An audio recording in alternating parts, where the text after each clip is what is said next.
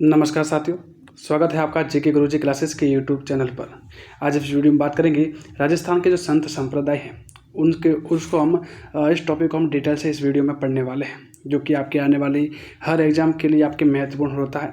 और आप भी अच्छे से जानते हैं कि इस संत संप्रदाय से भी कुल मिला के हर एग्जाम में 2-3 क्वेश्चन है वो ज़रूर पूछे जाते हैं। तो ये जो क्वेश्चन आपके जो ये टॉपिक है वो राजस्थान जीके के लिए, या आप कह सकता हो कि जिसमें राजस्थान जीके पूछा जाता है, उनमें एक महत्वपूर्ण टॉपिक के रूप में आपके ये माना जाता है। तो इस टॉपिक को हम विस्तार से पढ़ेंगे, तो आप वीडियो को लाइक से जरूर करेगा और चैनल पर नए हैं तो चैनल को सब्सक्राइब जरूर करें। आज हम बात करेंगे राजस्थान के संत संप्रदाय की, तो इसको शुरुआत से पढ़ते हैं। तो सबसे पहले बात करेंगे हम संत संप्रदाय की। तो संत संप्रदाय में आपके कहते हैं कि इसमें 2 मार्ग है, वो आपको होते हैं। अब 2 मार्ग है तो वो 2 मार्ग कौन कौन से हैं? तो संत संप्रदाय में आपको 2 मार्ग, जिसमें एक तो या भाई ऐसे कह सकता हो कि इसमें 2 प्रकार की जो भक्ति है वो होती है, जिसमें से एक होता है आपके सगुण भक्ति और एक होता है आपके निर्गुण भक्ति है, वो आपके रहती है। अब सगुण भक्ति क्या होती है? तो सगुण भक्ति की अगर मैं बात करूँ तो इस कहते हैं कि सगुण भक्ति में परंपरा और गुणों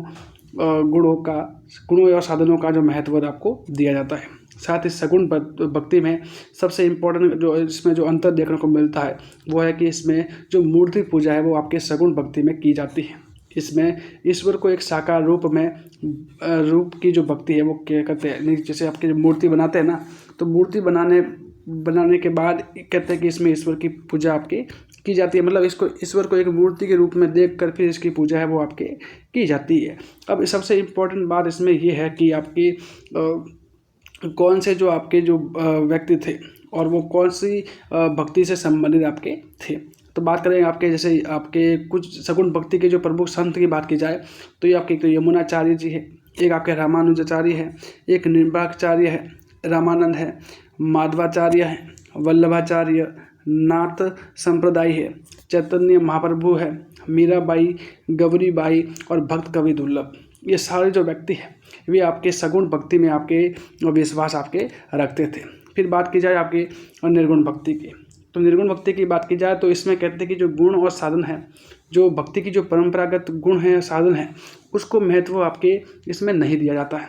साथ ही इसमें जो मूर्ति की पूजा है वो आपके भी नहीं की जाती है, यानी इसमें मूर्ति पूजा है वो आपकी नहीं की जाती है। साथ ही इसमें कहते हैं इसमें आपके जो ईश्वर है उसको निराकार रूप में माना जाता है। जैसे आपने बताया कि सगुण में आपके ईश्वर को एक मूर्ति के रूप में या एक प्रकार से आकार देखकर इसकी पूजा की जाती है, जबकि निर्गुण भक्ति में कहा जाता है कि जो ईश्वर है वो हर जगह है, इसको किसी आकार में बदलने पे या आकार में नहीं बदला जा सकता। ठीक है, तो इस कारण आपके निर्गुण है उसमें कहते हैं कि आपके जो भगवान है ईश्वर है उसको निराकार रूप में ही पूजा जाता है। बात करें अगर निर्गुण भक्त की बात की जाए तो निर्गुण भक्ति में कौन कौन से संत आते हैं, तो इसमें आपके जैसे जसनाथ जी हैं, जाम्बो जी हैं, संत दादू दयाल जी हैं, रज्जब जी हैं, सुंदरदास जी हैं, लाल दास जी, कबीर, रैदास, धन्ना जी, संत पीपा जी, नवलदास जी और लालगिरी जी। ये सारे जो संत हैं ना वे आपके निर्गुण संप्रदाय में आपके निर्गुण भक्ति वाले धारा में आते हैं, जबकि पीछे हमने बात करी थी सगुण वाले में। तो इसमें से भी एक प्रश्न आपके ज़्यादातर एग्जाम में पूछ लिया जाता है, कैसे इसमें 4 ऑप्शन दे दिया जाए और एक कहा जाता है कि निम्न में से कौन से जो संत है वो सगुण भक्ति से संबंधित है या कौन सा संत है वो निर्गुण भक्ति से संबंधित आपके है।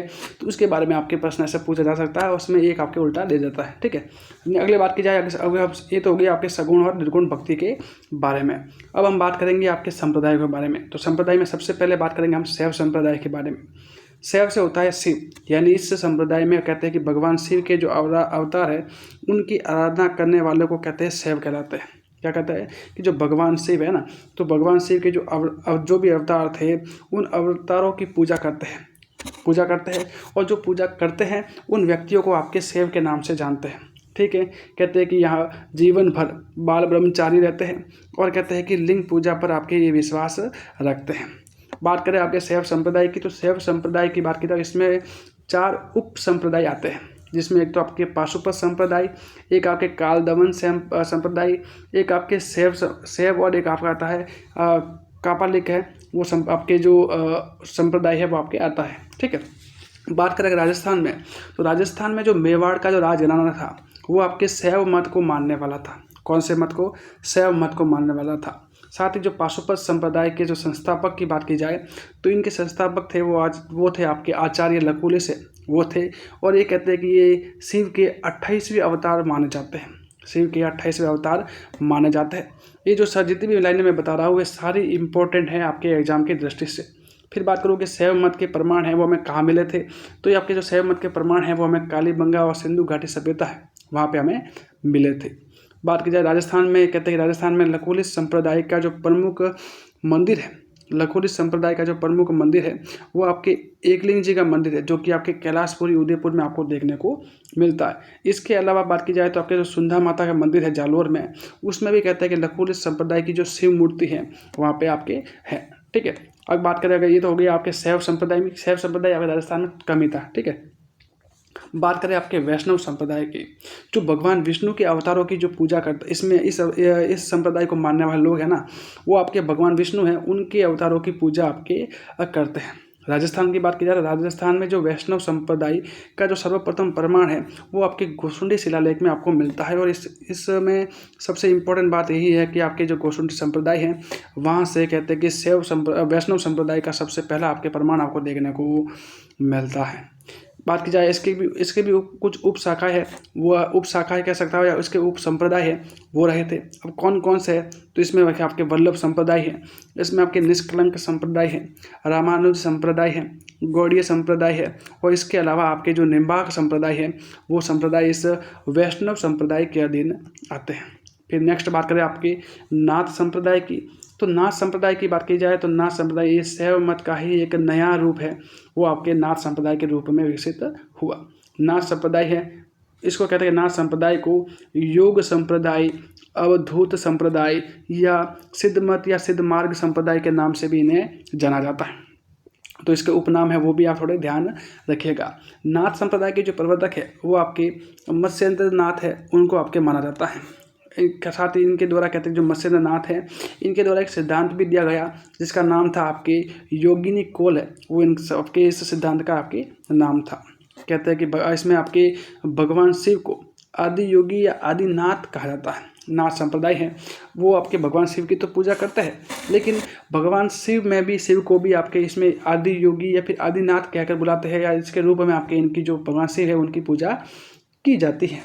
ये कहते हैं कि इस संप्रदाय में प्रमुख 4 नाथ हुए, सॉरी इस संप्रदाय में प्रमुख 9 नाथ है ना, 9 नाथ हुए। और 9 नाथ कौन कौन से, एक आपके आदिनाथ शिव, जो एक आपके मत्स्येंद्र नाथ, एक आपके गोरखनाथ, इसके अलावा एक आपके गाहिणी नाथ, एक आपके चरपट नाथ, एक आपके चौरंगी नाथ, एक ज्वलेंद्र नाथ, और एक वृद्धहरिनाथ, और एक गोपीचंद। ये सारे जो 9 नाथ है ना वो इस नाथ संप्रदाय से जुड़े हुए हैं। बात की जाए कि राजस्थान में बात की जाए तो ये तो हो गया सामान्य जो नाथ संप्रदाय से संबंधित जो परिभाषा हो गई।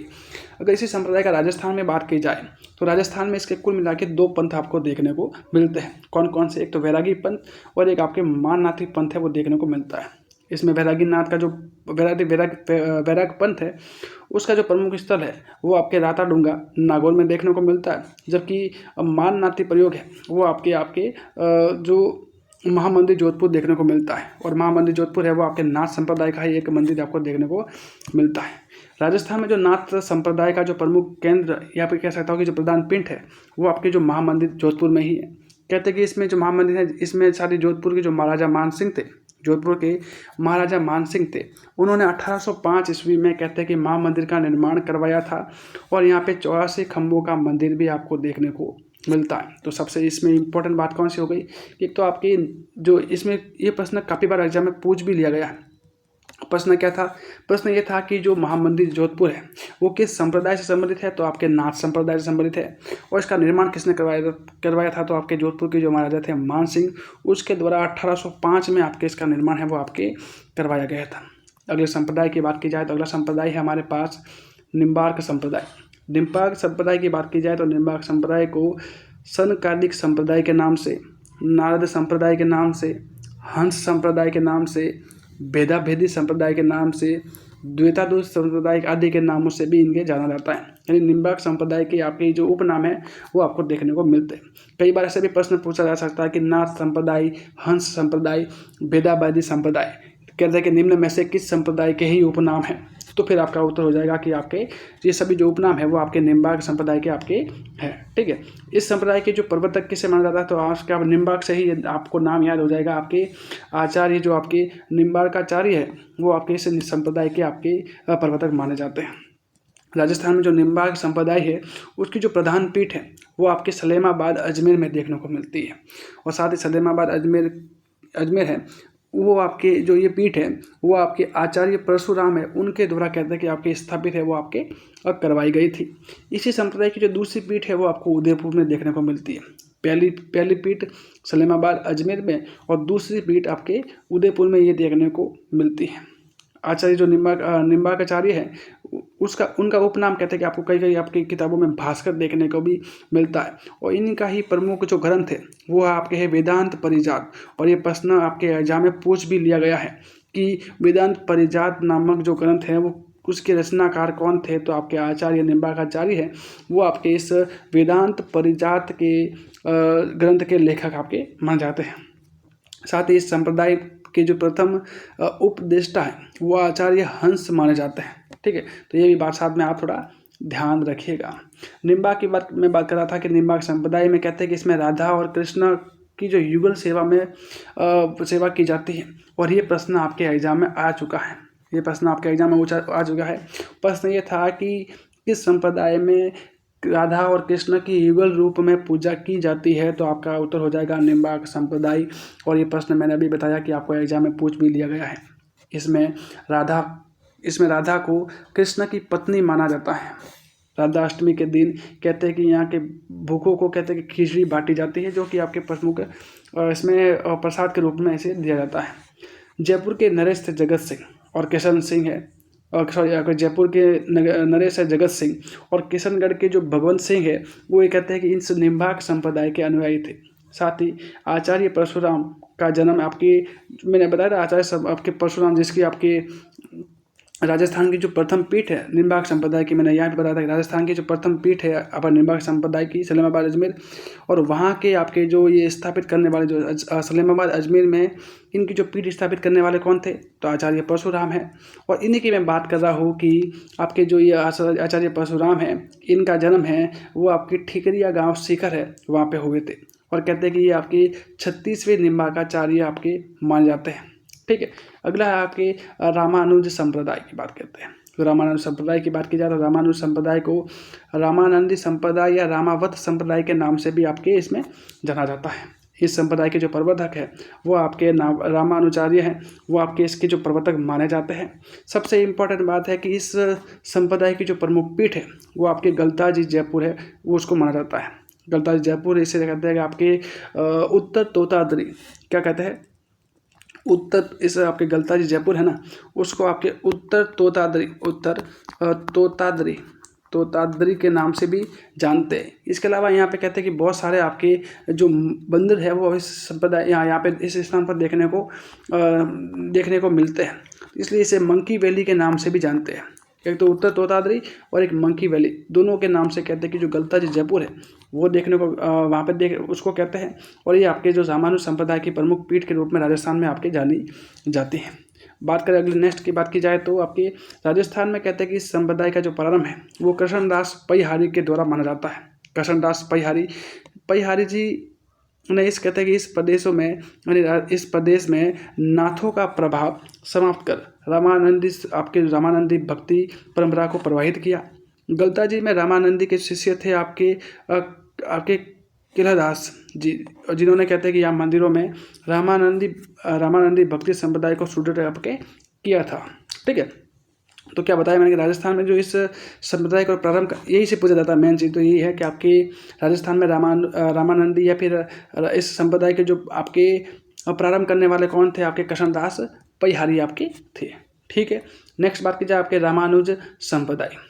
कहते हैं रामानुज संप्रदाय के लोग हैं वो भक्ति मार्गी होते हैं तथा भक्ति में कहते हैं मोक्ष प्राप्ति का भक्ति कहते हैं कि इनका मानना है कि अगर भक्ति करेंगे तो हमें मोक्ष की प्राप्ति होगी।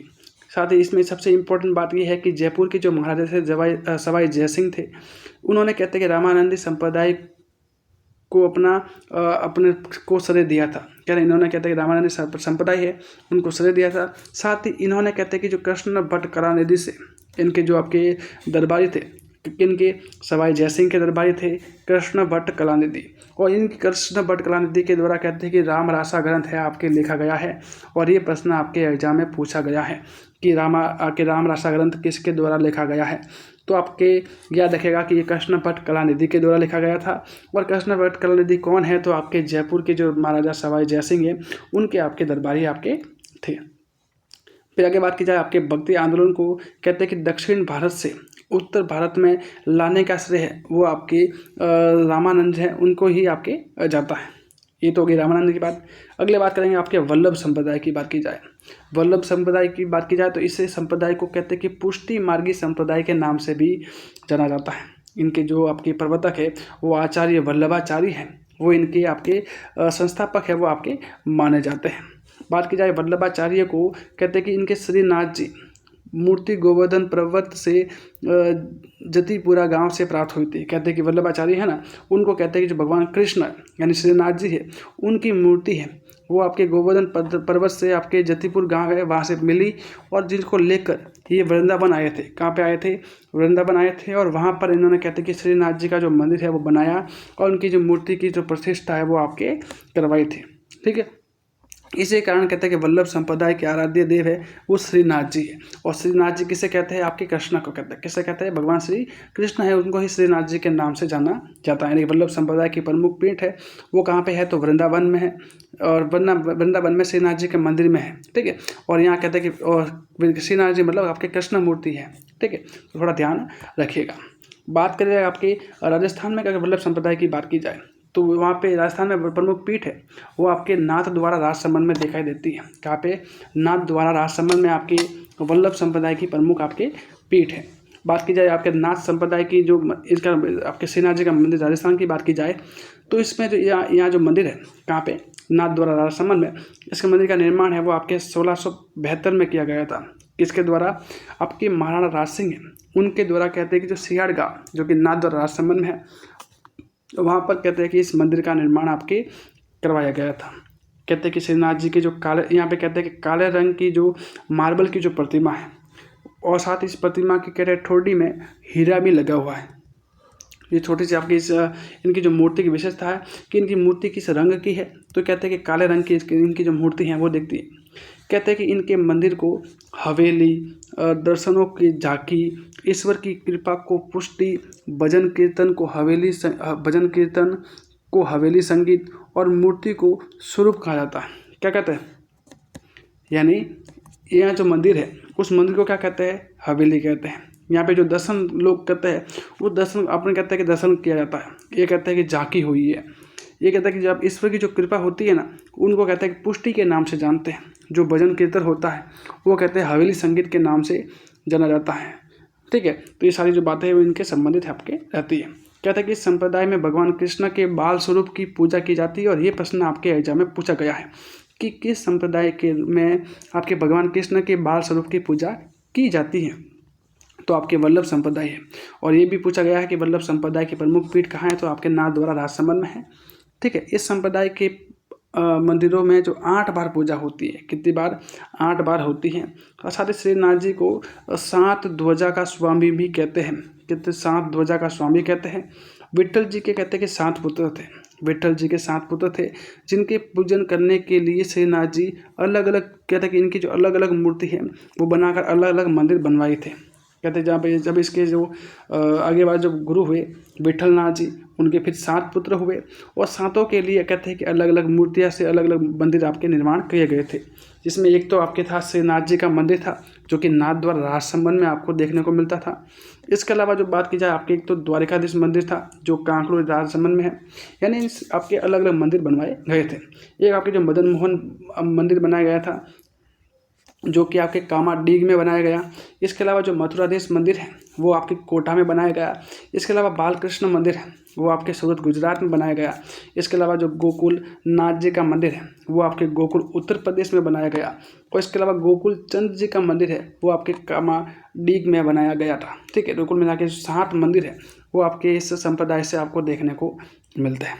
नेक्स्ट बात की जाए आपके वल्लभाचार्य की बात करें तो वल्लभाचार्य जिनका जन्म आपके 1478 को चंपारण्य गांव जो कर्नाटक में है वहाँ पे कहते हैं कि इनका हुआ था। इनके पिता का नाम लक्ष्मण भट्ट और माता का नाम यलमगरू है वो था। इनकी जो पत्नी का नाम महालक्ष्मी था। उनके 2 पुत्र थे, गोपीनाथ और विठलनाथ थे। वल्लभाचार्य के द्वारा कहते हैं कि इनके द्वारा कहते हैं कि आपके वल्लभाचार्य है तो इनके द्वारा निर्धारित जो 84 बैठकों में से एक स्थान है वो आपके पुष्कर अजमेर में है। इनके द्वारा कुल 84 बैठक बनाई गई थी, जिसका एक स्थान कहाँ पे है तो आपके पुष्कर अजमेर में आपको दिखाई देता है। ठीक है, फिर बात की जाए आपके वल्लभाचार्य के द्वारा कहते हैं कि रचना की गई, किसकी रचना की गई, आपके अणुभाष्य की। तो अणुभाष्य की रचना किसके द्वारा की तो आपके वल्लभाचार्य द्वारा। साथ ही इन्होंने कहते हैं एक दर्शन भी दिया जो जिसका नाम आपके शुद्धाद्वैत है दर्शन है वो आपके माना जाता है। साथ ही इसमें बात की जाए कि विजयनगर साम्राज्य के जो कृष्णदेव राय है उनके दरबार में कहते हैं कि ये आपके उनके गुरु बनकर रहे थे, किसके, कृष्णदेव राय के। और इन्हीं कृष्णदेव राय, और इम्पोर्टेंट बात यहाँ आती है कि इन्हीं कृष्णदेव राय के द्वारा कहते हैं कि वल्लभाचार्य है उनको महाप्रभु की उपाधि दी गई थी। तो ये प्रश्न आपके एग्जाम में पूछा गया है कि आपके वल्लभाचार्य को जो महाप्रभु की उपाधि है वो किसके द्वारा दी गई थी। तो आपके विजयनगर साम्राज्य के जो शासक थे कृष्णदेव राय है उनके द्वारा दी गई थी। और ये भी पूछा गया है कि महाप्रभु की उपाधि किसे दी गई। तो आपका उत्तर हो जाएगा आपके वल्लभाचार्य। नेक्स्ट बात की जाए आपकी बात की जाए इसमें कि विठलनाथ जी हैं। मैंने बताया ना अभी इसमें विठलनाथ जी इनके जो पुत्र थे किनके, वल्लभाचार्य के। तो उनके द्वारा कहते हैं कि अष्टछाप कवि मंडली की स्थापना की गई। किसी अष्टछाप कवि मंडली की, जो कि सबसे इम्पोर्टेंट बात है कि आपके अष्टछाप कवि मंडली की स्थापना किसके द्वारा की गई थी आपके तो आपके विठलनाथ हैं उनके द्वारा कहते हैं कि आपकी अष्टछाप कवि मंडली की स्थापना करी गई थी, जिसमें कुल मिला के 8 कवि आपको इसमें थे। इस कवि मंडली में कहते हैं तो सूरदास, एक परमानंद दास, कृष्णदास, कुंभदास, गोविंद दास, छीत स्वामी, कहते हैं कि ये चारों विठलनाथ जी के कौन से शिष्य थे। इसके अलावा जो नंददास जी, चतुर्भुजदास जी, गोविंद दास जी, छीत स्वामी है, ये चारों कहते हैं कि विठलनाथ जी के क्या थे, शिष्य थे। कुल मिला के 8 कवि आपके हुए, जिसमें से आपके 4 विठल जी के शिष्य थे और अन्य 4 कहते हैं कि आपके ये भी आपके शिष्य में आ रहे। कुल मिला के 8 शिष्य आपके इनके रहे थे। बात की जाए आपके अकबर ने कहते हैं कि इस छत्री से कहते हैं कि इनकी जो मंडली है, कौन सी मंडली, ये अष्टछाप मंडली, इस मंडली से प्रभावित होकर कहते हैं कि विठलनाथ जी को कहते हैं कि जैतपुरा और गोकुल जी की जागीर है वो आपके दी थी। याद रखेगा, इंपॉर्टेंट है। कौन सा बात इंपॉर्टेंट है कि अकबर के द्वारा कहते हैं कि अष्टछाप कवि मंडली है उससे प्रभावित होकर किसको, विठलनाथ जी को कहते हैं कि जैतपुरा और गोकुल की जागीरी है वो आपकी दी थी। नेक्स्ट बात की जाए आपकी कि विठलनाथ जी को कहते हैं कि गोसाई की उपाधि भी मिली गई है और तभी से कहते हैं इनके संत है वो क्या कहलाते हैं तो गोसाई कहलाते हैं। गोसाई विठलनाथ जी से संबंधित है। नेक्स्ट बात की जाके किशनगढ़ के जो शासक थे सावंत सिंह, किशनगढ़ के जो शासक कौन थे, सावंत सिंह थे। वो इसी संप्रदाय के कहते हैं कि परम भक्त थे, आपके किशन परम भक्त थे और कहते हैं कि इन्हीं से वो कहते हैं कि प्रभावित होकर। इम्पोर्टेंट बात है कि जो किशनगढ़ के शासक थे आपके सावंत सिंह, कहते हैं कि इनसे कहते हैं कौन से, इसी आपके जो इस संप्रदाय है वल्लभाचार्य संप्रदाय है, इस संप्रदाय से प्रभावित हुए और प्रभावित होकर कहते हैं कि अपने राज कार्य है वो त्यागा था और बाद में कहते हैं कि वो आगे वृंदावन आपके चले गए थे और इसी संप्रदाय की कहते हैं कि इन्होंने भक्ति आपके करी थी। तो आज की इस वीडियो में हमने कुछ संप्रदाय को आपको पढ़ा था और आई होप कि सारी जो बातें हैं वो आपको समझ में आई होगी। अभी जितना मैं पढ़ा था उसमें समय आपको कुछ भी डाउट हो तो वीडियो को कमेंट सेक्शन में आप कमेंट जरूर कीजिएगा। और साथ ही में आप कुछ क्लासों के माध्यम से आपको कहते हैं कि जो 2-3 क्लासों के माध्यम से आपको ये पूरा जो आपके डिटेल के साथ आपको जो ये आपके मैं ये संत संप्रदाय वाला टॉपिक है वो करवाने वाला हूँ। तो आप इस चैनल को सब्सक्राइब करके जरूर रखिएगा ताकि ऐसी और भी वीडियो आपके लिए इंपॉर्टेंट रहेगी जो आपको देखने में फ़ायदा रहेगी और आपको एग्जाम में हेल्प करेगी। तो मिलते हैं नेक्स्ट क्लास में, तब तक के लिए पढ़ते रहे, बढ़ते रहे। धन्यवाद।